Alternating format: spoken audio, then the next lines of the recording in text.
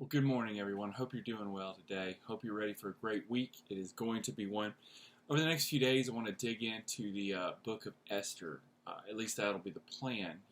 I'll leave it up to the Holy Spirit if He decides to change it. But I read Esther over the weekend, and it's just such a good book. There's so many different things, and it still continues to shock me that we don't have a good quality movie. Because, it is a made-for-Hollywood script. It's just really, it's such a beautiful story, awesome redemption story, rags to riches, and it's really awesome.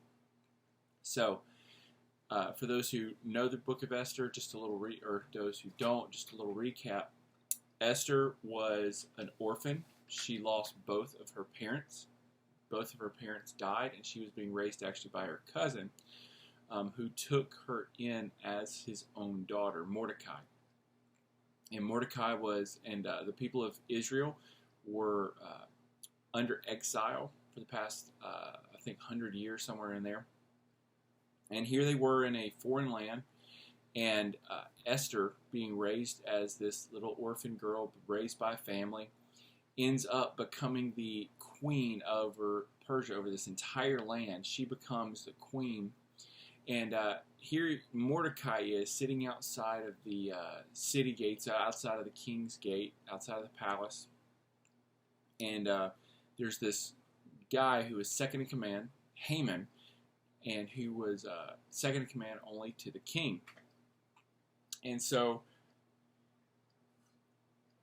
Mordecai refuses to bow down and worship this guy. And continually. He never does. And Haman just gets furious, and not only does he want to take out Mordecai, he wants to take out the entire people of Israel, all of the Jews in the land. And so Mordecai, it's such a great story. Go read the whole thing. But anyways, so after this plot comes before the king, they make it law on this month, in the month of Adar, all of the Jews, the people of the land, were free to kill all the Jews. And so it was super heavy on Mordecai and Esther, and the king did not know Esther's origin, of her heritage of being a Jew.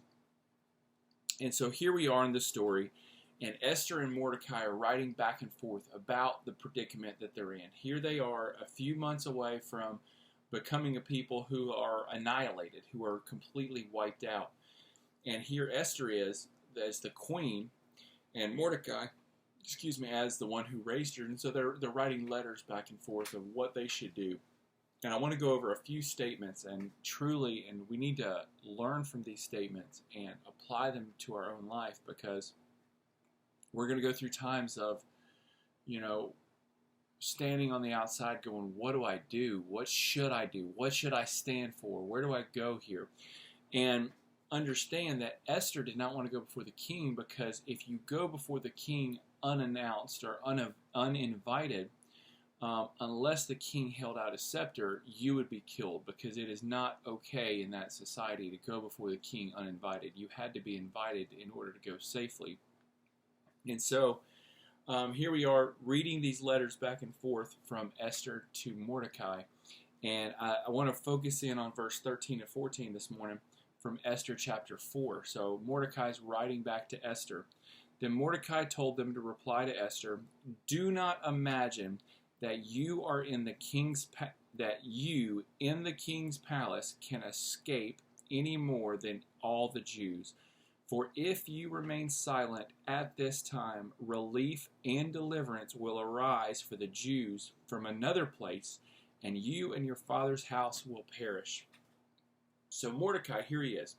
He's sitting outside the king's palace. His cousin, who actually he raised as his own daughter, took her in, raised her as his own daughter after her parents passed away.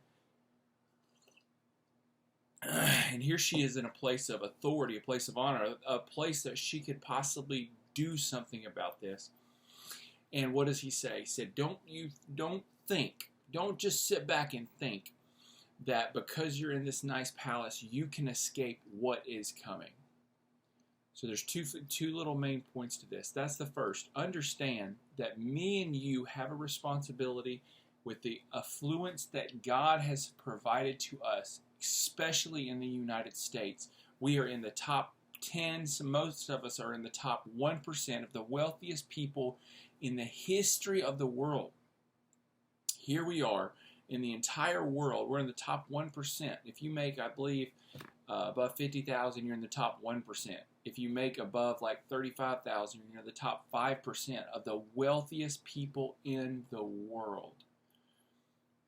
We have been given great opportunity and great responsibility to make a difference in this world, to fight for injustice, to take care of the widows and orphans, to take care of those who are impoverished and in need, to fight for the injustices. We have been given opportunity to do so living in this country.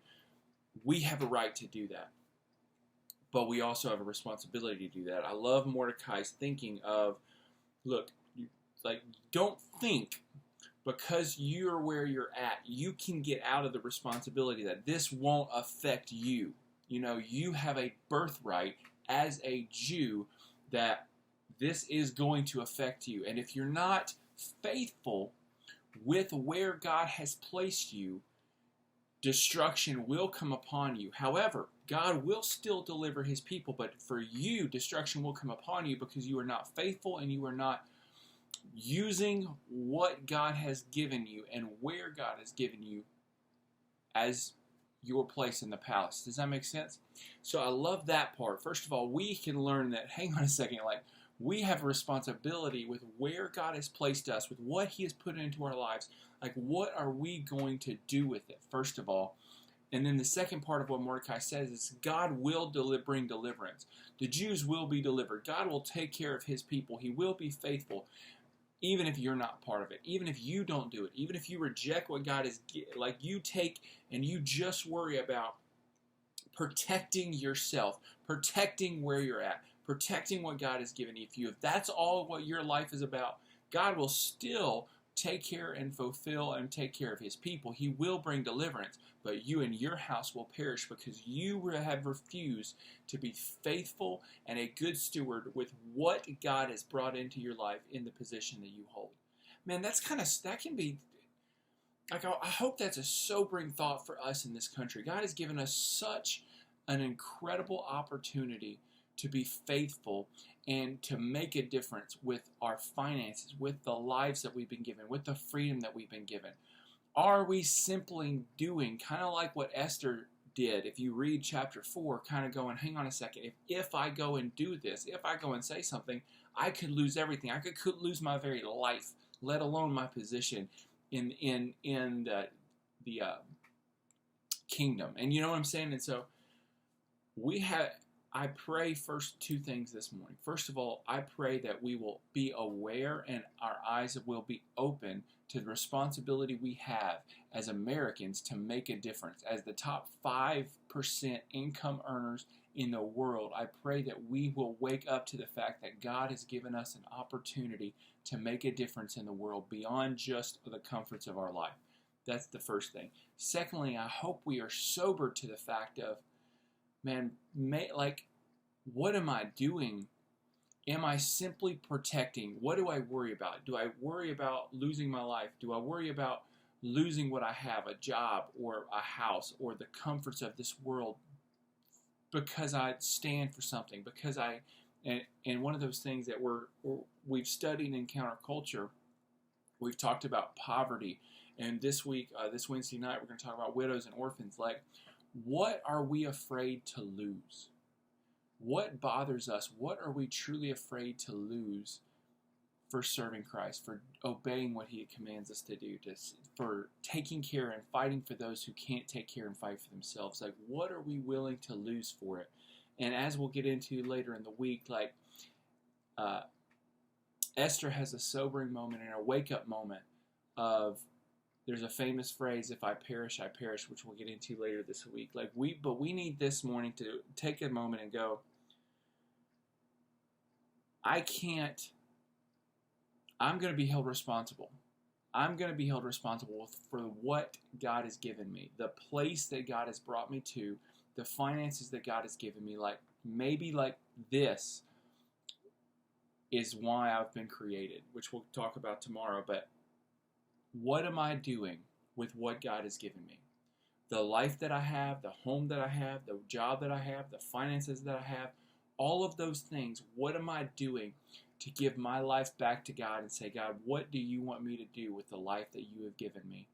How can I faithfully put myself and use every resource that I have? Esther used every resource at her disposal to help save the people of the or to save the Jewish people in that region. Are we doing the same thing? Are we using everything at our disposal to save those who are lost, to fight for those who cannot fight for themselves, to truly obey the commands of Christ? And so let's dig into Esther together and allow the Spirit of God to speak and to convict and truly bring direction and conviction and power to our life so that we can be people who live in that conviction, in that power. Amen.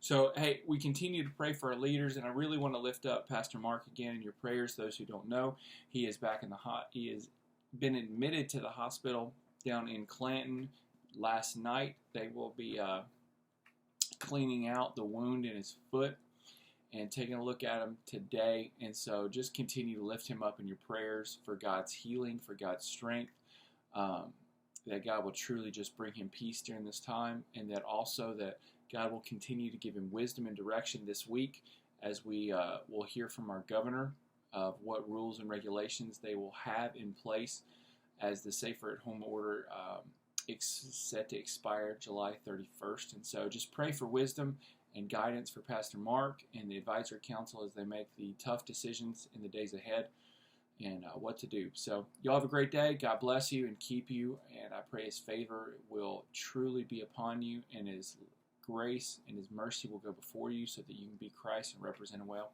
Y'all have a great day. We'll talk to you soon.